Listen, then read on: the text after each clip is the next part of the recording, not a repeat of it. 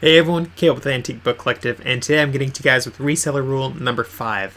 And I'm going to get some flack for this one, I am sure, but I'm willing to take that flack because I believe this one 599%, and I know I'm going to get some math people mad at me too for that percentage. But with that said, reseller rule number 5 is don't sell what you hate. Yeah, let me just leave it right there. In fact, I could end this whole video there and let you guys go off in the comments, because I know for a fact there are going to be a few comments where people are like, well, I like pie. I can't sell pie on eBay very easily, Caleb. Well, maybe you don't need to sell what you love, but just don't sell what you hate. If you despise guns, don't sell guns on eBay. Partially because it's not allowed on eBay, provided, but also because if you hate what you're doing, if you feel morally against something, then you're gonna feel dirty every single time you do your business. Not just like pooping on a toilet doing your business, but you're gonna feel sort of like that and like you didn't wipe when you sell stuff that you definitely despise. For me, I don't despise guns whatsoever. In fact, what is this? Oh, it's a magazine, and not the kind you read. But it does make speedy deliveries, if you know what I mean. But with that said, I don't like selling stuff that I find morally repugnant. And I'm sure a lot of you guys have certain things that you don't like selling as well. In addition to that, for me, I think I'd die inside every single time that I try to sell, let's just say, like step ladders online, because I don't give a rip about step ladders. Now, big, tall ladders, maybe those would be cool, because, I don't know, maybe I can make one as a bridge, I don't know. But step ladders, it's like, it doesn't do anything for me. But again, that's not something I hate. I don't really have a whole lot of things I hate in life, especially not stuff that's not like horribly not politically correct for me to say, especially with what we just suffered through the last few years. But what I hate selling, I don't sell. If I did, I wouldn't continue in this business. And the reason why I say all of this, it's mostly geared towards brand new sellers.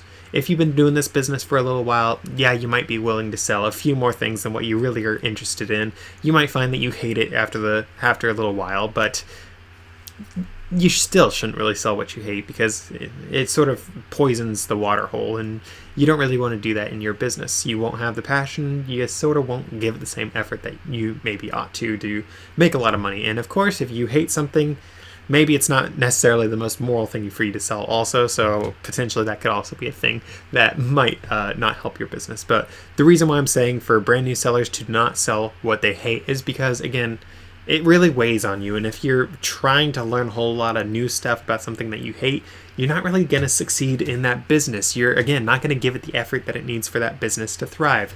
I recommend selling something that you love, or at the very least, like. For me, I have always been a book nerd. I will always be a book nerd. I write my own books. That's how much of a book nerd I am. I love them. And another thing that I love is history. Another thing that I love is God stuff, Bible stuff, all that sort of stuff. So that's why my best selling things in my business is actually the thing that I love the most. Christian stuff, history stuff, and book stuff. Especially antique history stuff.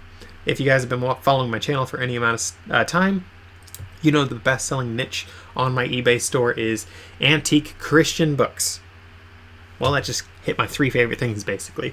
I do have some other favorite things as well, but those are my favorite things in this business, at least. And these antique Christian books, I'm just using this one as an example, they sell for me very well. My customers are also Christians, like 99.99999% of the time that buy these.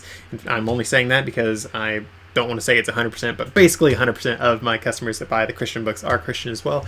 And there is a nice connection for me to my customers in that way. It's really nice for me in that way because we can sort of get that connection going on, and it sort of helps me in my business. It's really fun for me to do. I love doing it. It's very enjoyable for me. I list a normal book. Oh, great. I made $10 on that book. Oh, I made $15 on that book. That's better. Oh, I made $20 on that book. Cool. Oh, I made $35 on that book. Nice. It's money. Moving on. I sell an antique Christian book. First off, I'm normally selling those for a good chunk more money, but let's just say I'm only making $10. It's like, cool, I made $10 selling this book that I actually flipped through and really liked this book. It's about the subject that I like. It's about this guy that I like. All these things. It's a lot more fun. Or in the case of like this family Bible right here, I actually am working on a sale with someone, and I told him to check out this family Bible. Some of the family Bibles you see, guys, most beautiful things ever, and it's really, really fun for me to go and sell some of these Bibles or sell some of these other books where it's like, man, this is a really, really stinking cool thing. I really enjoy this thing or that thing, that sort of stuff. It's something that I really enjoy doing. It feeds my soul, if you will. And if you guys are selling something that eats into your soul and makes you want to die inside, or it makes you actually die inside, you're just not going to be able to stay in business, and you're not going to be able to have the passion to wake up in the morning early to do your listings the same way if you're selling something you hate as opposed to something you like, or at least love. Or should I say love, or at very least like. But I'm just saying you should maybe love what you're selling a little bit more. Of course, if you're really big, like a book dragon, and you don't like selling your books, you might be looking at it and you're like, no, don't make me sell my collection, no. So maybe don't love your stuff too much if you're trying to sell it.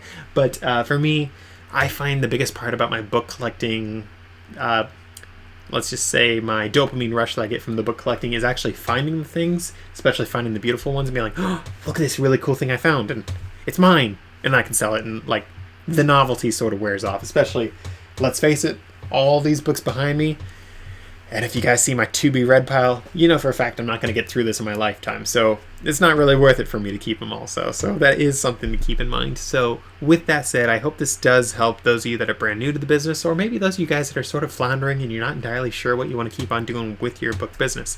I hope that telling you maybe you need to stop selling what you hate does help. So with that said and done, thank you guys for watching. If you'd like to watch more from this channel, be sure to subscribe and check out one of my other videos there, and I will see you guys in the next one.